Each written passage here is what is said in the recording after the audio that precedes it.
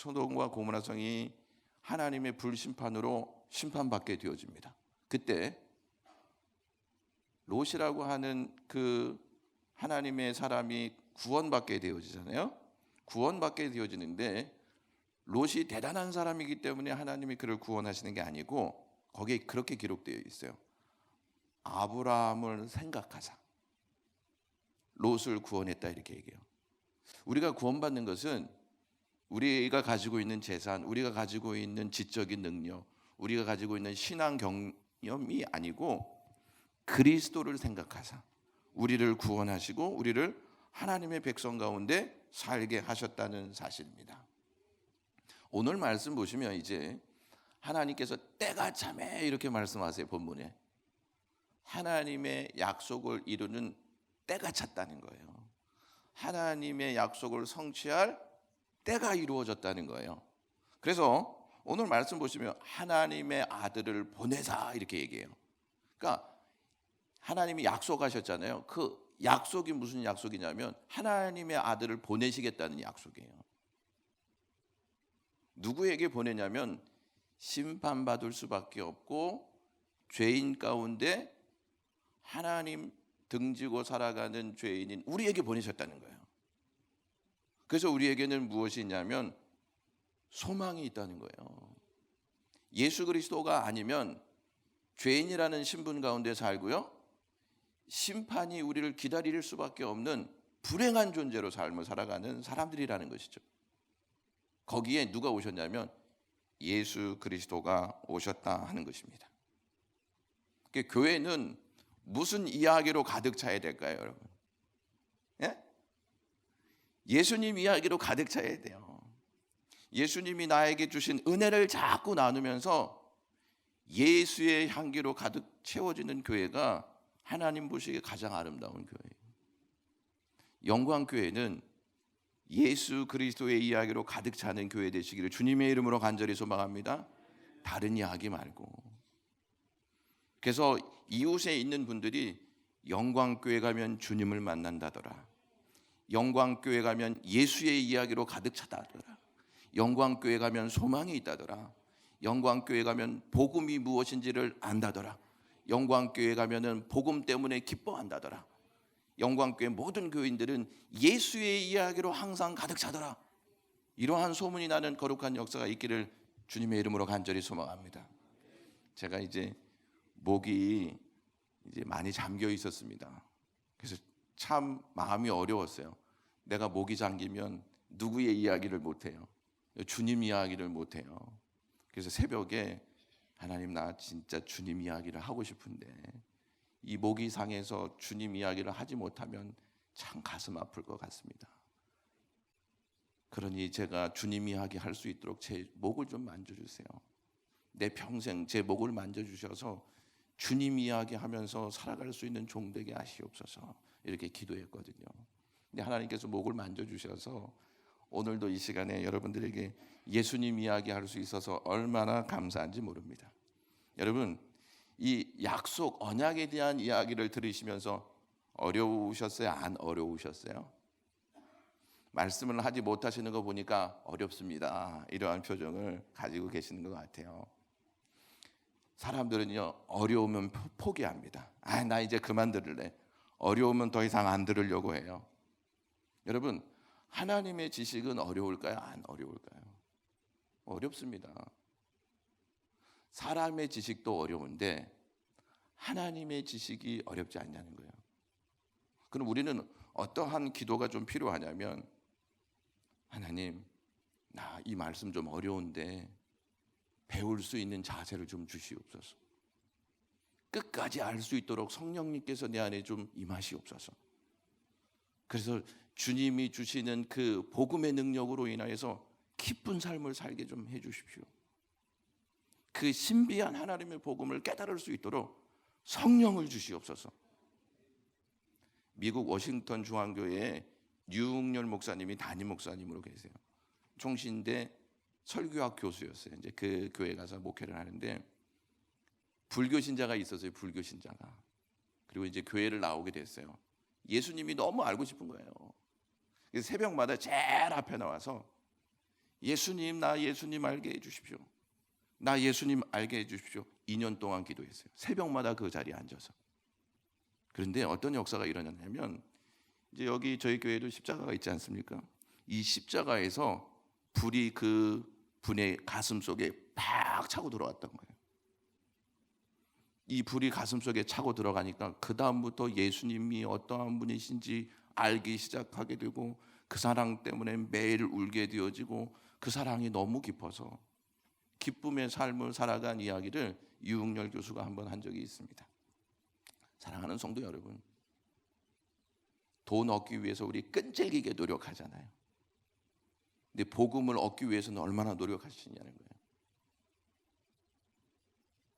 여러분, 다이아몬드 발견하는 게 쉬워요, 어려워요? 예? 목사님, 우리 뭐 다이아몬드 이런 거 먹고 그냥 몇만 원만 있었으면 좋겠습니다. 이거 말고 다이아몬드 캐는 게 그렇게 어렵잖아요. 다이아몬드 캐는 게 그렇게 어려워도 일평생 다이아몬드 캐기 위해서 몸 바쳐 헌신한 사람이 있어요. 그러면 우리는 다이아몬드를 만드신 하나님을 발견하기 위해서 좀 몸부림치셔야죠. 에이, 나는 이제 안 배워가 아니고, 그거 모르면 성령님께, 성령님 나 이거 꼭 알고 싶다. 언약이 얼마나 깊은지를 좀 알고 싶습니다. 목사님이 하나님의 말씀이 능력이라고 했는데 이게 얼마나 깊은지를 좀 알고 싶습니다. 그리고 여러분, 교육자들을 좀 괴롭히세요.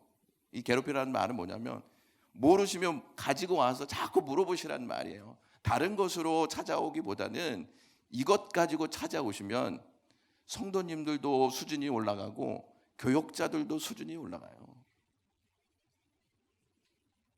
근데 왜 안 물어보시는지 저는 안다요. 왜 안 물어보냐면, 죄송합니다, 내 지식이 탄로날까 봐. 탄로나면 어때요? 모르는 채 하는 것보다 배우는 게 훨씬 더 감사한 일이죠. 모르니까 앉아있죠. 알면 여기 앉아있을 수 있겠습니까? 그래서 우리는 배우는 과정을 기쁨으로 여기셔야 돼요.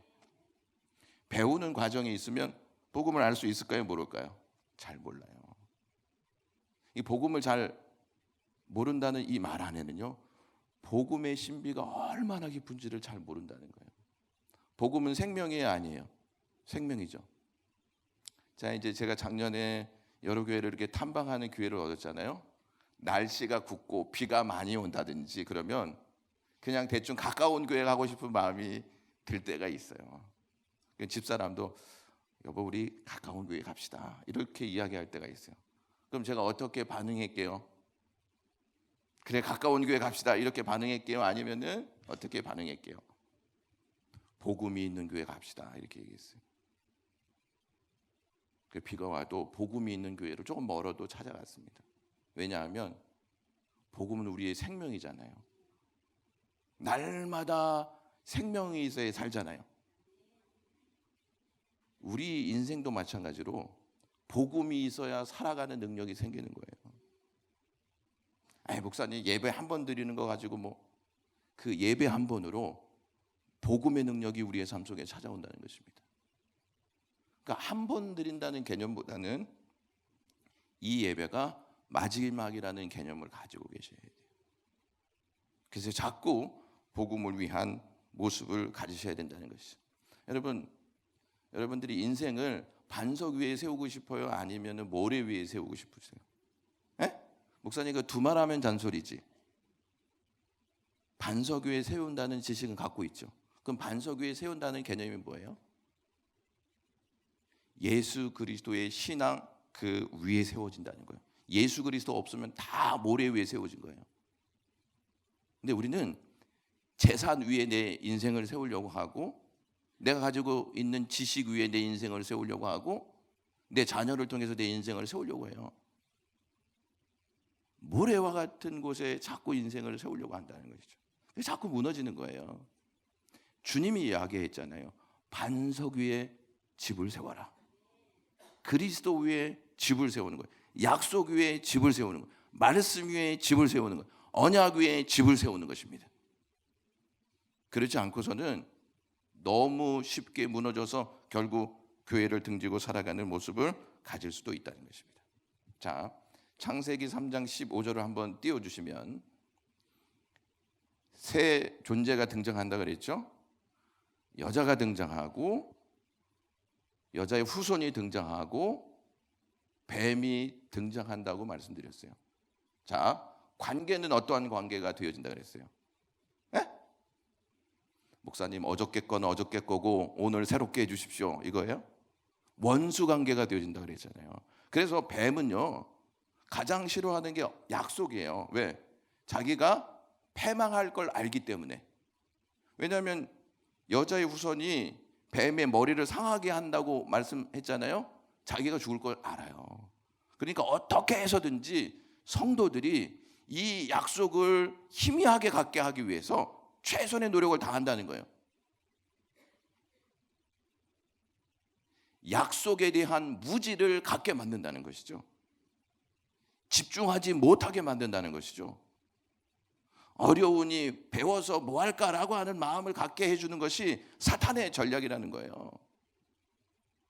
다른 건 너무 잘 아는데 이 약속 하나님의 말씀에 대해서는 너무 무지하게 만드는 것이 사탄의 전략이에요. 사탄의 전략에 많이 속아요, 안 속아요? 많이 속아요. 많이 속기 때문에 이거 말고 다른 거 없나 이렇게 얘기해요. 복음 말고 다른 거 없냐고 얘기해요. 좀 더 재밌는 거, 좀 더 즐거운 거, 우리의 마음속에 확확 와닿는 그러한 것들을 좀 해주십시오. 이러한 분위기로 나간다는 거예요. 근데 바울이요 뭐라고 얘기했냐면 내가 만약에 내가 사도인데 다른 복음 전하면 나에게 저주가 있겠다 이렇게 얘기해요. 예수 말고는 다 복음이 아니라고 이야기한단 말이죠. 복음이 아닌 다른 것으로 기쁨을 삼는 것보다 더 불행한 일은 없다. 이것을 놓쳐서는 안 돼요. 자, 그러면 창세기 3장 15절을 한번 그냥 띄워주세요. 여기에 보시면 뱀이 여자의 후손의 뒤꿈치를 물 것이다 이렇게 얘기했죠. 이게 무슨 뜻일까요? 뒤꿈치를 문다는 뜻이 이게 뭐예요? 에? 목사님 뱀은 그냥 무니까 그냥 문 거지.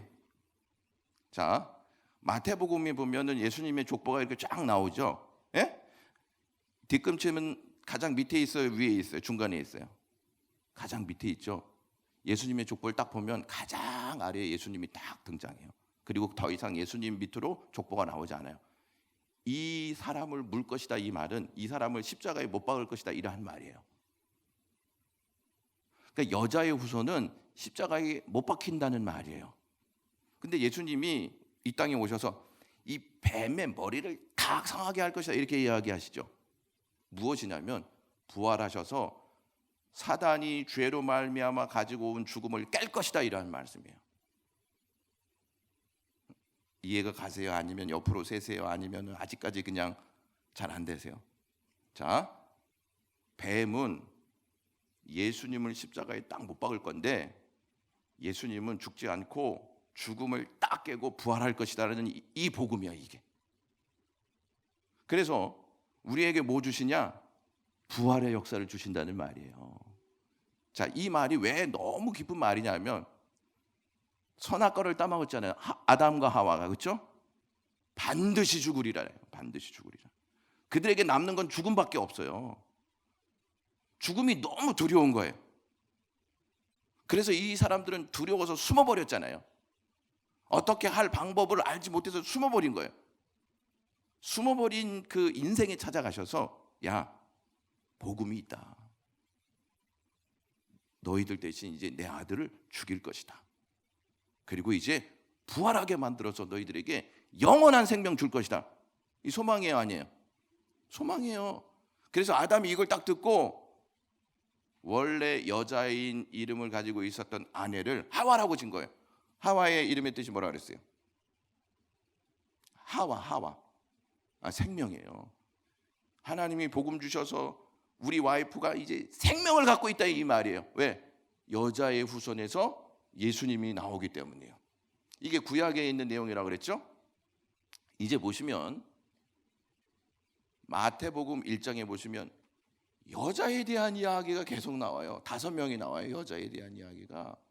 첫 번째가 누가 나오냐면 다말이라고 하는 여인이 딱 등장하게 되어집니다. 그 다음에 라합이라고 하는 여자가 딱 등장하고요. 또 루시라고 하는 여자가 등장하고요. 마리아라는 여자가 딱 등장해요. 왜 이렇게 여자에 대한 이야기를 할까요? 그 당시에는요, 이스라엘 백성들은요, 여자를 사람으로 보지 않았다는 거예요. 숫자를 남자만 셌는데요, 장정만 셌어요. 그러니까 여기 이제 이스라엘 사람들이 와서 숫자 세잖아요. 권사님이나 또 집사님은 안 센다요. 남자만 세요, 남자만.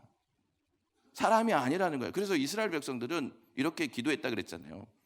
하나님, 여자로 태어나지 않게 하신 것을 감사합니다. 짐승으로 태어나지 않게 한 것을 감사합니다. 이방인으로 태어나지 않게 하신 것을 감사합니다. 이렇게 기도했다 그랬잖아요. 그런데 여자의 이야기가 나오니까 굉장히 충격적이었어요. 자, 근데 이 5명의 여자들을 이렇게 보시면 굉장히 어려운 상황들을 맞이합니다. 거의 첫 번째 남편에게서 자녀를 낳지 않아요. 다말은 시아버지의 씨를 받아서 아이를 낳습니다. 라합은 원래 창녀였습니다. 나중에 결혼해서 자녀를 낳습니다. 룻도 모압 여인이었습니다. 모압 여인이었는데 보아스를 만나서 아이를 낳습니다. 밧세바, 우리아에게서 아이를 낳지 않고 다윗에게서 아이를 낳아요. 마리아도 마찬가지로 정상적인 관계를 통해서 아이를 낳는 게 아니고 하나님의 초자연적인 역사를 통해서 아이를 낳게 되어져요. 왜 이렇게 여자에 대한 이야기가 나와요? 예? 왜 이렇게 여자에 대한 이야기가 나올까요? 여자의 후손에서 누가 나오시기 때문에? 예수님이 나오시기 때문이에요. 그렇다고 이제 우리 권사님들이나 집사, 아싸, 예수님이 여자의 몸에서 나왔다. 자, 이러한 은혜를 딱 하나님께서 베푸세요. 그래서 오늘 본문의 말씀이 어떠한 말씀이냐면 여자에게서 나게 하심에, 그 말씀은 무슨 말이에요? 약속이 성취된다는 말이에요. 그렇죠? 여자에게서 후손이 나온다고 그랬잖아요. 약속대로 예수님이 오는데 그분이 하나님의 아들이라는 사실을 우리에게 알려주고 있는 부분이 엄청 우리에게 귀하다는 사실이죠. 자, 하나님은 약속을 딱 이야기하셨잖아요. 그렇죠? 창세기 3장 15절에. 그리고 이행하시죠. 이행하시는 것으로 끝나는 게 아니고 어떻게 하시냐면 성취하세요. 그러니까 성취가 안 되면 능력이 있어요, 없어요? 능력이 없죠. 아이들한테 약속만 해놓고 약속 지키지 아니하면 그 아빠는 능력 있는 아빠가 아니에요. 하나님은 약속하셨잖아요. 그것을 이행하시는데 성취되도록 역사하신다는 거예요. 그래서 약속은 무엇이다? 능력인 거예요. 예수 그리스도가 이 땅에 오셔서 우리의 삶을 완전히 바꿔 놓으셨다는 것입니다.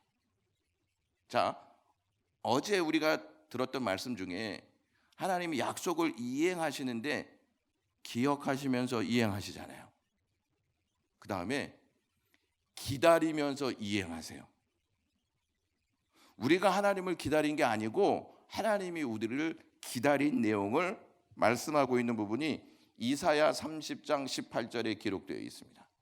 자, 한번 보시면 그러나 여호와께서 기다리시나니 이는 너희에게 은혜를 베풀려 하시며, 이렇게 얘기하죠. 왜 기다리시냐면 은혜를 베푸시기 위해서요. 은혜를 베푸시는 하나님이 어떤 분이시냐면 지극히 높으신 하나님이세요. 근데 은혜를 베푸시기 위해서 어떻게 반응하세요? 일어나세요. 그 움직이신다는 말이에요. 너희를 긍휼히 여기려 하심이라. 우리를 너무 불쌍히 여기신 거예요. 대저 여호와는 정의의 하나님이시다. 그를 기다리는 자마다 무엇이 있도다? 복이 있도다. 여러분 여기서 잘 보시면 이 복에 대한 개념을 완전히 바꿔버려요. 우리는 뭔가 많아야 복이 있다 이렇게 얘기하잖아요. 무엇인가 기대한 것이 막 찾아올 때 우리는 복이 있다 이렇게 얘기하잖아요. 무조건 건강해야 우리는 복이 있다 이렇게 얘기하잖아요. 근데 여기서 잘 보세요. 그를 기다리는 자마다 무엇이 있다? 복이 있다. 여러분 그리스도 기다리십니까? 하나님 기다리십니까? 복이 있을 사람들이 아니고 앞으로 복을 받아야 될 사람들이 아니고 복이 있는 사람들이에요. 왜 복이 있는 사람들이냐면 지극히 높으신 하나님을 기다리는 삶이기 때문에 복이 있다는 거예요. 언약을 알면 복에 대한 개념이 완전히 바뀌어진다는 사실이에요. 언약을 잘 모르면 난 복 없는 사람이야. 그래 난 복을 엄청 많이 받아야 돼. 이게 복이 없으면 늘 불행한 거예요. 불행하기 때문에 신앙생활도 아주 이상하게 하는 거예요. 언약을 알면 내가 복 있는 존재인 것을 알아요. 힘들어도 하나님 앞에 나오고 어려워도 하나님 앞에 나오고 고생스러워도 하나님 앞에 나오고 눈물이 있어도 하나님 앞에 나오고 슬픔이 있어도 하나님 앞에 나온다는 사실이죠. 왜? 내가 복 있는 사람이기 때문이죠. 누구 때문에 복이 있냐면 지극히 높으신 하나님의 언약으로 나를 세웠다는 그 은혜가 나를 복 있는 사람 되게 하셨다는 거예요. 근데 여기서 보셔야 할 게 있어요. 하나님이 어떠한 사람들을 기다리냐면 이스라엘 백성들이잖아요. 이스라엘 백성들이 어떠한 사람으로 기록되어 있냐면 이사야 30장 9절 말씀 보시면 그들은 패역한 백성이었어요. 죄로 가득한 백성들이었다는 거예요. 하나님 알기를 싫어한 백성들이었어요. 거짓말 너무 잘하는 자녀라고 이야기하고 있죠. 그 다음에 거기 보세요. 여호와의 법을 듣기를 싫어하는 자식들이었다 이렇게 얘기해요. 이러한 사람들을 하나님이 기다리시고 계시다는 거예요. 왜? 은혜를 베풀기 위해서. 은혜를 베풀지 아니하면요 그냥 패역한 백성으로 남는다는 것이죠. 거짓말하는 자식들로 남는다는 것입니다. 하나님의 법을 계속 듣지 아니하는 자들로 남기 때문에 하나님은 이러한 자들에게 은혜 베푸시기 위해서 기다리시고 있는 거예요. 그냥 앉아서 이렇게 기다리신 게 아니고 아까 보세요. 일어나셨다 이렇게 얘기하시잖아요. 내가 행동해서 하나님을 만난 게 아니고 하나님이 나에게 먼저 일어나셨기 때문에 하나님을 만나 하나님을 기다리는 자가 되었다 하는 것을 여기서 우리가 배울 수가 있습니다. 그 다음에 여러분 그들이 또 어떻게 행동하는지 한번 보시면 이렇게 말씀하고 있는 내용이 있습니다. 30장 10절 말씀 보시면 저기 보세요. 우리에게 바른 말을 보이지 말라. 우리에게 부드러운 말을 하라. 거짓된 것을 보이라 이렇게 얘기해요. 이 이스라엘 백성들이 선지자들에게 야 바른 말 하지 마. 우리 바른 말 별로 좋아하지 않아. 왜 바른 말 하면 좋아하지 않냐면 찔리잖아요. 내가 원하는 거 못 하잖아요. 주일날 다른 데 가고 싶은데 주일을 지키라 이렇게 말하니까 그게 싫은 거야 그게. 또 다른 사람에 대해서 막 다른 말을 하는데 성경은 다른 말을 하지 말라 그러잖아요. 그게 이제 싫은 거야. 내 원대로 안 되니까. 그러니까 바른 말 하지 말아라. 그러니까 부드러운 말 해. 그러니까 좋은 말만 하는 거예요. 한국 교회 분위기하고 조금 비슷할 수도 있다는 생각이 드시지 않습니까? 그런데 현대인 성경으로 보면 너희는 우리에게 옳은 것을 예언하지 말아라. 우리에게 듣기 좋은 말을 하고 거짓 예언하라 이렇게 말해요. 그러니까 성경 아닌 다른 것으로 예언해서 우리를 좋게 만들라는 거예요. 성공하는 법이 무엇인지 자꾸 알려주고 형통하는 법이 무엇인지 자꾸 알려줘서 우리를 그냥 잘 살게 만드는 존재 되게 하라는 말이에요 이게. 근데 이러한 백성들을 하나님은 심판하지 않고 기다리세요. 무엇 때문에? 언약 때문이에요. 언약. 약속해 놓으신 게 있기 때문이었다는 사실이죠. 그 다음에 이사야 30장 11절에도 이렇게 얘기해요. 공동번역이에요. 그 길에서 떠나가라. 그 길에서 벗어나가라.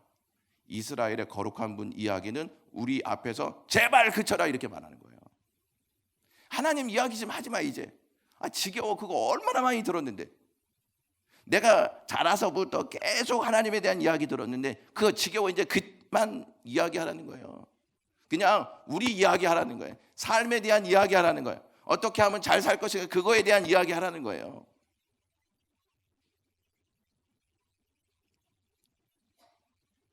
교회에서 예수님 이야기하면 예수에 대한 이야기 그만하라고 하는 분들도 있어요. 왜? 어려서부터 들었다는 거예요. 그럼 지금 이스라엘 백성들하고 똑같아요? 안 똑같아요? 에? 똑같죠. 다른 이야기 해달라고 하는 거예요. 다른 이야기.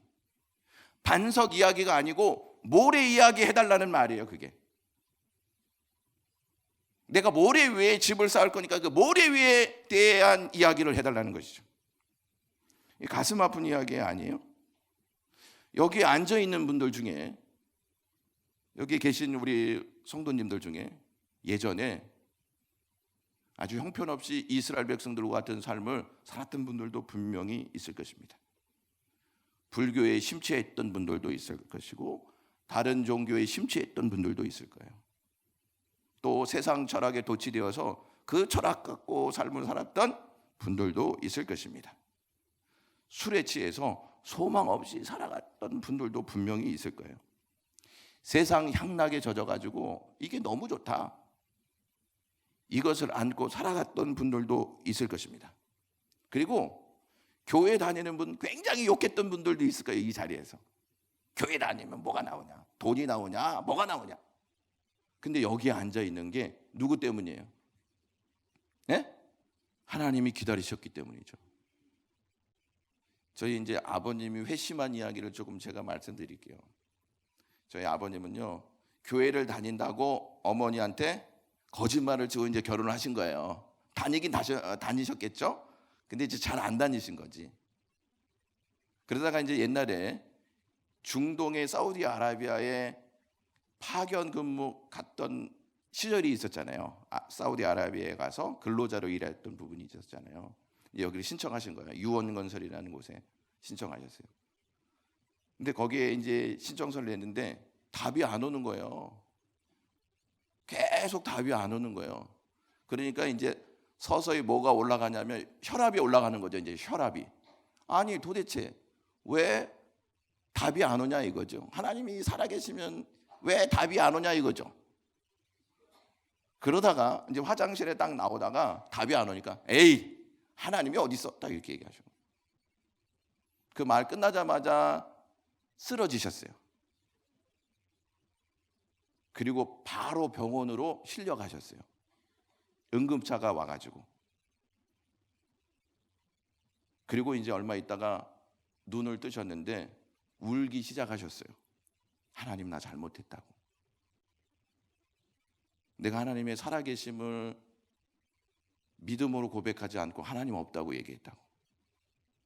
그 다음부터 이제 거기에 따른 후유증이 생기기 시작했어요. 목이 빳빳하게 굳어지면서 두통이 오기 시작하는 거예요. 제가 어렸을 적에 어떤 생각이 나냐면, 야, 바늘 좀 갖고 와봐. 여기 굳어지니까 이제 피레도 빼려고 이 바늘을 갖고 오라고 하시는 거예요. 근데 바늘을 넣어도 안 들어가는 거예요. 그래서 어렸을 적에 이제 저희 어머니가 공장을 다니셨거든요. 그러니까 너무 힘들면 빨리 가서 엄마 데리고 와. 그래서 제가 엄마를 모시고 온 적도 있어요. 너무 이제 불안하신 것이죠. 그러다가요, 사우디아라비아에 가게 되셨어요. 원래 사우디아라비아는 성경책을 갖고 갈까요? 못 갖고 갈까요? 못 갖고 가요. 근데 그걸 숨겨서 갖고 가셨어요. 그래서 거기에서 이제 성경을 읽기 시작하셨어요. 왜냐하면 자기가 하나님에 대해서 불신하는 마음이 있었는데 이 불신이 얼마나 큰 죄인지를 알게 되었어요. 성경을 읽기 시작하고 거기에 있는 직장인들을 모아서 예배를 드렸어요. 거기에서 주님을 만나서 회심한 역사를 맞이하셨어요. 하나님이 기다리신 거예요. 하나님이 기다리셔서 변화시키신 거예요. 하나님의 기다리심이 없다면 그 은혜는 지금까지 없었을 거예요. 자, 이렇게 우리에게 기다리심의 은혜를 주세요. 자, 하나님이 약속을 실행하시는데 기억하게 하시고 기다리시고 열심을 내세요. 무엇을 내신다고요? 열심을 내세요. 이사야 26장 11절 말씀 한번 보시면 이렇게 기록되어 있는 말씀이 있습니다. 다 같이 읽겠습니다. 시작. 여호와여, 주의 손이 높이 들릴지라도 그들이 보지 아니하오나 백성을 위하시는 주의 열성을 보면 부끄러워할 것이라. 불이 주의 대적들을 사르리이다. 이렇게 말합니다. 주의 열심을 보면 부끄러워할 것이다. 하나님은요, 약속만 해놓고 그냥 앉아 계시는 분이 아니고 그것을 이루시도록 열심을 내세요. 에스겔서 5장 13절 말씀 한번 보시면 나 여호와가 열심으로 말한 줄을 그들이 알리라. 여러분, 하나님은요 계속 이야기하시는 거예요. 열심으로 말씀하세요. 이 말은 무슨 말이냐면 선지자들을 세워서 주의 종들을 세워서 계속 하나님의 말씀을 하나님의 백성들에게 말씀하신다는 뜻이에요. 예레미야 7장 13절에 보시면 여호와의 말씀이니라. 이제 너희가 그 모든 일을 행하였으며 내가 너희에게 말하되 새벽부터 부지런히 말하여도 듣지 아니하였고 너희를 불러도 대답하지 아니하였느냐, 이렇게 말씀해요. 새벽부터 말씀하시는 분이 누구시냐면 하나님이세요. 근데 우리는 자꾸 하나님이 침묵했다고 말씀하세요. 하나님은 침묵하시지 않고 우리에게 새벽부터 부지런히 말씀하시는 분이세요. 누가 듣지 않냐면 우리가 듣지 않기 때문에 하나님을 계속 침묵하시는 하나님으로 착각하고 오해하고 있다는 것이죠. 그리고 우리가 하나님을 부르는 게 아니고 하나님이 우리를 부르신다는 사실이요, 부르시는데 대답하지 아니하는 존재가 우리라는 것이죠. 그러면서 우리는 하나님이 대답하지 않는다 그래요. 누가 대답하지 않는데 하나님이 대답하지 않는다고 그렇게 이야기하시냐는 거예요. 저와 여러분들이 여기 앉아 있고 저와 여러분들이 회심한 사건은 하나님의 열심히 만들어낸 사건이라는 거예요. 왜 하나님은 열심으로 우리에게 찾아오시냐면 우리와 언약하셨기 때문이에요. 그 언약이 하나님의 열심을 더 아름답고 복되게 우리에게 주시는 은혜다라고 하는 것을 여기에서 우리가 아실 필요가 있습니다. 여러분, 성경이 무슨 뜻인지 아세요? 성경 갖고 다니시잖아요. 무슨 뜻이게요? 이거 제가 굉장히 많이 여러분들에게도 설명했는데 이 성경이요, 히브리 말로 미크라라고 하는 단어예요. 미크라. 이 미크라라는 단어가 무슨 뜻이냐면 소리쳐 외치다는 뜻이에요. 누가 외쳐요? 아니, 누가 외쳐요? 성경이 누구의 말씀이에요? 그럼 누가 외치는 거예요? 하나님이 소리쳐 외치는 거예요. 누구에게? 우리에게. 그래서 우리는요, 이거 듣기 싫어서 어떻게 하는지 아시죠? 그냥 이렇게 닫아놔. 하나님이 그냥 말씀하시지 않게. 그리고 내가 그걸 안 들어야 돼. 그래서 내가 좀 편안한 삶을 살아. 항상 닫아놔. 그리고 설교도 항상 닫아놔. 이렇게 안 들리게. 이거 보세요. 하나님이 얼마나 열정이 있으시면 소리쳐 외치실까요, 여러분? 나 하나님 말씀 못 들었어, 그렇게 하실까 봐 이제 아예 글자로 변명하지 못하게 우리에게 이 성경을 주셨어요. 세상의 소리는 그렇게 민감하게 반응하면서 하나님이 소리쳐 외치는 이 소리 앞에는 여러분들이 얼마나 믿음의 반응을 보이고 있냐는 거예요.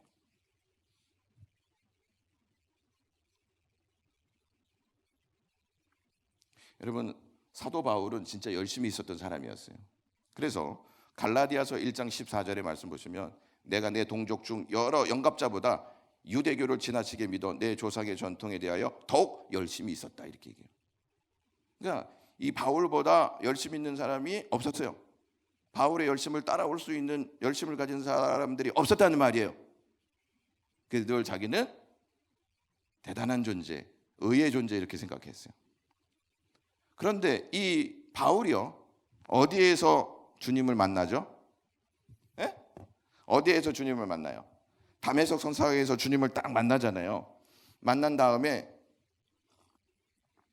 열심에 대한 개념이 완전히 바뀌어버려요. 어떻게 바뀌냐면 이렇게 말해주고 있습니다. 고린도후서 11장 2절에 내가 누구의 열심으로? 하나님의 열심으로 너희를 위하여 열심을 내노니. 주님을 딱 만나니까 하나님의 열심이 나를 변화시켰고, 하나님의 열심이 나를 만났고, 하나님의 열심이 나를 복음 전도자 됐고, 하나님의 열심이 이 세상을 두르고 있다는 사실을 알았단 말이죠.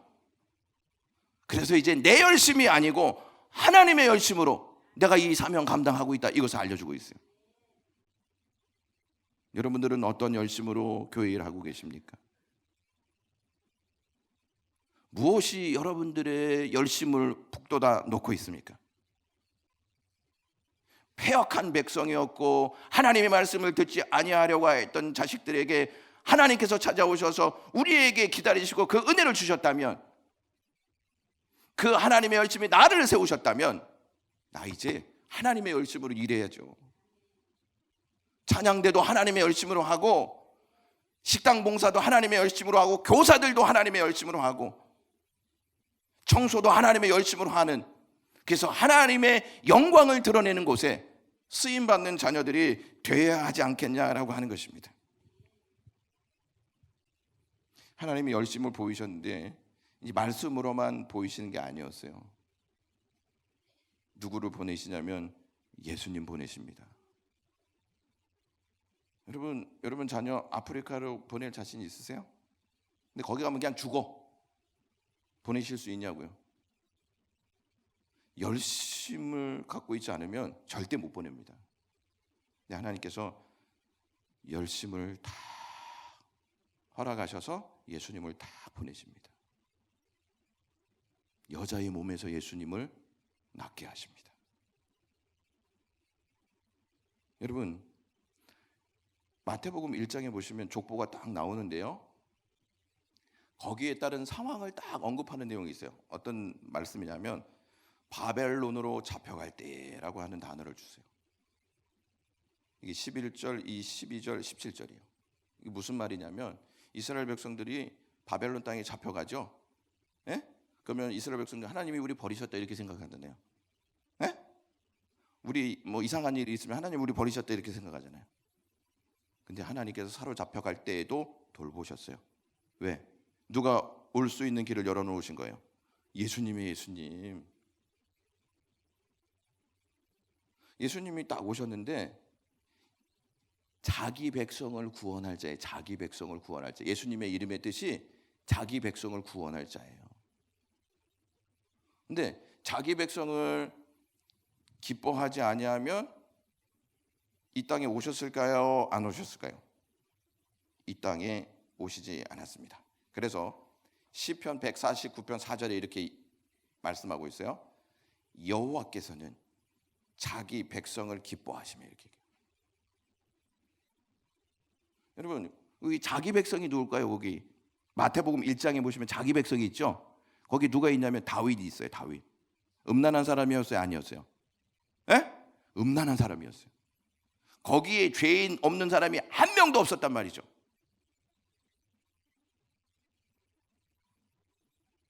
다 실수가 있고 연약함이 있고 죄투성이었는데 하나님은 그들을 기뻐하셨어요. 왜? 자기 백성으로 삼으셨기 때문에 기뻐하셨다는 거예요. 이제 가끔 저희가 저희 그 정인이 정서 있잖아요. 데리고 이제 목욕탕 간다요. 이제 목욕탕 가면 이제 때를 누가 밀어줘요? 지네들이 밀어줘요? 제가 밀어줘요? 제가 밀어줘요. 이 때를 이렇게 밀어주잖아요.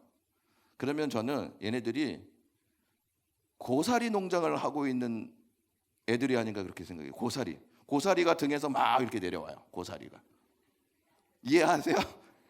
고사리가 막 이렇게 내려오는데 풍년이에요. 풍년. 곳곳에서만 있는 게 아니라 풍년으로 쫙 이렇게 내려와요.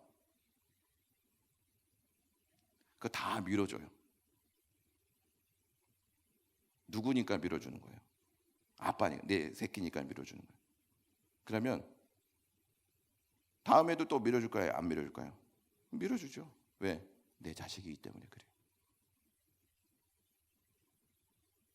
하나님이 여러분 인생 가운데 예수님을 보내서 여러분들의 죄를 회개하도록 만드셨다는 거예요. 다시 말씀드리면 예수님이 오셔서 여러분들의 죄를 씻어주시기 위해서, 때보다 더 많은 죄를 씻어주시기 위해서 이 땅에 오셨어요. 여러분, 교회가 불만은 많은데 회개하는 사람이 적잖아요. 굉장히 불행한 교회예요.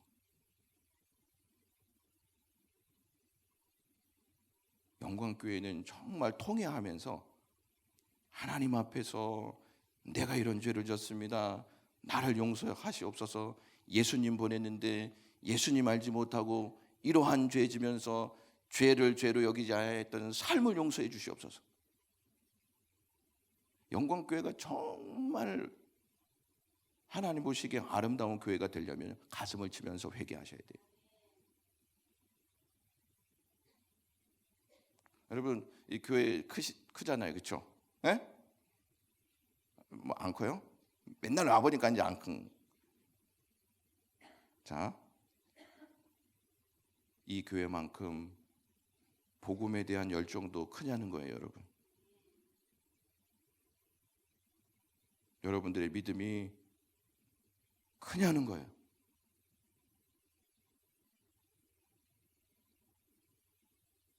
교회는 불평이 있을 수밖에 없고 불만도 있을 수밖에 없어요. 그런데 중요한 것은 내가 누구인지를 알고 가슴을 치면서 회개하는 역사가 일어나야 돼요. 그거 없으면 진짜 교회에 대한 개혁과 부흥은 일어나지 않아요. 예수님이 오셨잖아요. 예수님이 뭐 하시냐면 고난 받으세요. 그것을 성경은 예언해 놓고 있어요. 예수님이 오시기 전부터, 1000년 전부터 예언해 놓고 있어요. 자, 한번 보여주시면 이러한 말씀이 시편 22편 16절에 기록되어 있습니다. 개들이 나를 애워쌌으며 악한 무리가 나를 둘러 내 수족을 찔렀나이다. 십자가에서 죽을 것을 미리 예언해 놓은 거예요. 22장 8절 말씀 보시면 그 다음 넘어가 주시면 내 겉옷을 나누며 속옷을 제비 뽑았나이다. 제비 뽑았어요, 안 뽑았어요? 이거 미리 다 예언해 놓았어요. 19장 24절에 그것이 응하게 하려 함이라, 이렇게 예언된 게 예수님 때문에 이루어졌단 말이에요. 성취되었단 말이에요. 또 다음 넘어주시면 내 하나님이여 내 하나님이여 어찌하여 나를 버리셨나이까. 이게 1000년 전에 다윗이 벌써 기도했던 거예요. 예수님이 십자가에서 기도한 거예요, 아니에요? 기도한 거예요. 또 넘겨주시면 내가 나의 영을 주의 손에 부탁하나이다. 시편 31편 5절이에요. 예수님께서 이제 마지막으로 큰 소리를 부르면서 아버지 내 영을 아버지 손에 부탁하나이다, 이렇게 해서 죽이셨어요. 또 다음 넘어가 주시면 예수님 뼈는 꺾지 않았잖아요. 예? 꺾이지 않을 것을 미리 예언해 놓으셨어요. 그게 요한복음 19장 32절에 33절에 기록되어 있어요. 또 넘겨주시면 예수님이 나 목마르다 이렇게 얘기했잖아요. 그게 시편에 이미 기록되어 있어요. 39편입니다. 나의 음식물로 주며 목마를 때에는 초를 마시게 하였사오며, 이렇게 성경이 기록되어 있는 내용을 우리에게 알려주고 있습니다. 여러분, 만약에 제주도에 화산이 터졌다 그러면 여러분 자녀들 보내실 거예요, 안 보내실 거예요? 안 보낼 거죠. 근데 하나님은 예수님 보냈어요. 죽을 걸 알면서 보냈단 말이에요. 그러니까 예수님은요, 모르고 이 땅에 온 게 아니고 고난 받을 것을 알고 이 땅에 오셨다는 거예요. 근데 다윗이 이러한 고백을 하는 내용이 있어요. 시편 119편 86절의 말씀 보시면 주의 모든 계명들은 신실하나이다. 그들이 이유 없이, 뭐 없이요? 이유 없이 나를 핍박하여 싸우니 나를 도우소서. 여러분, 만약에 이유 없이 누군가가 나를 막 험담하면 화나요, 안 나요? 여러분들이 제일 힘든 게 뭐냐면 이유 없이 고난이 나에게 왔다는 사실을 알면 그게 굉장히 힘든 거예요. 아, 내가 잘못한 게 없는데 왜 나한테 이런 고난이 있을까? 이러한 핍박이 있을까? 왜 이유 없는 역사들이 나한테 오냐는 거예요. 근데 보세요, 예수님이 이렇게 말씀하신 내용, 그러나 이는 그의 율법에 기록된 바 그들이 이유 없이 나를 미워하였다 한 말을 응하게 하려 함이라. 예수님 죄가 있어요, 없어요? 죄가 있으세요, 없으세요? 없잖아요. 그럼 십자가에 죽었다는 말은 이유 없이 죽었다는 말 아니겠어요? 우리 때문에 예수님이 고난 받으셨어요. 머리부터 다리 끝까지 고난 받으셨어요.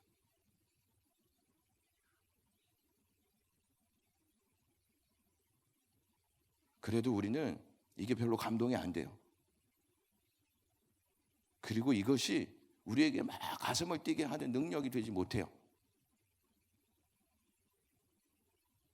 믿음으로 그것을 진지하게 받지 못하기 때문이죠. 시편 보면 이런 말씀이 있어요. 내가 고통받을 때에도, 고통당할 때에도 나는 믿었도다. 누가 하시는 말씀일 것 같아요? 예수님이 하시는 말씀이에요. 고난 속에서도 하나님의 뜻이 있음을 알고 난 그걸 믿었다는 말이에요. 그 약속을 믿었다는 말이에요. 나를 통해서 하나님의 백성들을 살리실 것을 나는 믿었다는 말입니다. 그게. 여러분, 제가 능력은 병이 낫는 것도 능력이지만 무엇도 능력이라고 말씀드렸어요. 옛날 얘기 하지 마십시오, 목사님. 그 언제 어저께도 얘기하고 그저께도 얘기했잖아요. 견디는 것도 능력이라고 그랬잖아요. 예수님 견디셨어요? 안 견디셨어요? 견디셨어요. 누구 때문에 나를 위해서 나 때문에 견디신 거예요. 나 때문에. 바다 위를 걸으셨던 주님이 견디셨어요. 병들을 치료하셨던 주님이 나 구원하시려고 견디셨단 말이죠. 십자가에서 견디셨고, 아픔 속에서도 견디셨고, 눈물 나는 상황 속에서도 견디셨고, 창에 찔리시면서도 견디셨고, 채찍에 맞으면서도 견디셨단 말이죠. 여러분, 약속이 누구를 위하여서 우리에게 주어진 것이라고 여러분 생각하십니까? 나를 위해서예요. 나를 위해서. 여러분, 요한복음 1장 14절에 보시면 말씀이 육신이 되어서 오셨다 그랬죠. 우리 가운데 오셨다 그랬죠.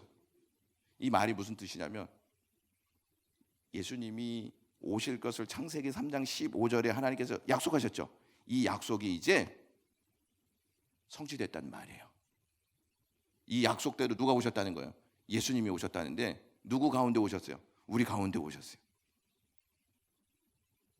근데 성령이 오심으로 이게 바뀌어요. 우리 가운데. 여러분, 이스라엘 성막은 이스라엘 가운데 있었어요. 가운데. 항상 성막을 보도록, 항상 하나님을 보도록 가운데 있었단 말이에요. 그러니까 아침에 일어나서 문 딱 열자마자 성막이 보여요. 가운데 있었단 말이죠. 예수님이 우리에게 이제 딱 오셔서 다 볼 수 있게. 그런 다음에 이제 영이 되셨어. 성령이 되셨어. 그럼 이제 어떻게 하셔요? 네? 어디로 가셨을까요? 이분이 우리 가운데 있었던 분이 어디로 가셨어요? 이제 우리 안으로 오셨잖아요. 이제 우리 안으로 오셨어요. 여러분, 엄청난 사건이잖아요. 이 엄청난 사건을 우리는 별 볼 일 없는 것으로 취급할 때가 너무 많이 있다는 것이죠. 이 엄청난 사건이 나를 변화시켰는데 엄청나다고 느끼지 않고 신앙생활을 할 때가 너무 많이 있다는 거예요. 이것을 기쁨으로 받지 아니하면 늘 우리는 형편없는 사람으로 그냥 별 볼 일 없는 존재로 나를 생각할 때가 참 많이 있다 하는 사실이죠. 여러분, 이제 결론을 내리겠습니다. 여러분들을 얼마나 귀히 여기셨다면, 여러분들을 얼마나 사랑하셨다면 하나님께서 말씀을 입고 약속대로 이 땅에 오셨냐는 거예요. 사랑하지 않으면 약속 안 지켜요. 사랑하니까 약속 지키잖아요. 그러면 예수님이 육신이 되었다고 말은 이제 이 살을 입고 오셨다는 것이죠. 살을 입고 오신 이유는 우리에게 예수님 살 주시기 위해서 오신 거예요. 성찬식 생각해 보세요. 예수님 살 우리에게 주신 거예요. 예수님 피 주셨잖아요. 그게 뭐냐? 다 주시려고 오신 거예요. 언약의 성취는 다 주시기 위해서 예수님 보냈다는 말이에요. 예수님의 은혜 다 받았잖아요. 아직 안 받으셨나요? 예수님의 은혜 다 받으셨죠? 감사해야 되지 않습니까, 여러분? 내 인생에 변혁이 일어난 거 아니겠습니까? 조금 세속된 말로 여러분 인생 대박 난 거 아니겠습니까? 그래도 불행하다면 다른 답은 없습니다. 이것만이 우리의 진실된 역사이고 이것만이 우리를 하나님 앞에 온전히 세우는 능력입니다. 기도하겠습니다.